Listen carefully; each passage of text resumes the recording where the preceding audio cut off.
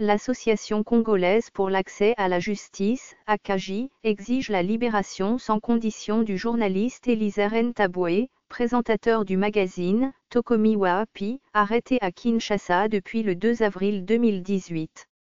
Il est arrêté sur plainte du gouverneur de la province du Kasai-Oriental, Gwa Kazanji, pour avoir diffusé un magazine au cours duquel les membres de famille de Feu Lodi l'a accusé d'avoir extorqué un diamant de 45 carats de leur frère. À travers une conférence de presse mercredi 4 avril à Kinshasa, l'ACAJ dénonce les circonstances qui ont entouré son arrestation, car ses droits fondamentaux n'ont pas été respectés.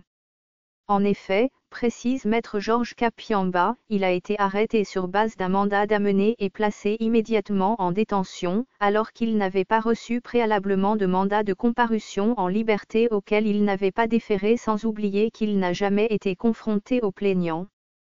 Aussi, la justice a accordé des facilités indues au gouverneur Gwa Kazanji en faisant confirmer sa plainte par voie de commission rogatoire au lieu de l'inviter à Kinshasa.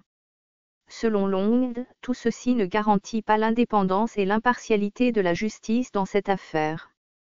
L'ACAJ condamne l'attitude du gouverneur Gwa Kazanji qui, après avoir saisi l'organe de régulation des médias, CSAC, devant lequel le journaliste devait comparaître en disciplinaire le 4 avril 2018, est allé encore en justice pour les mêmes faits dans le but tout simplement de faire restreindre sa liberté de mouvement et le réduire au silence.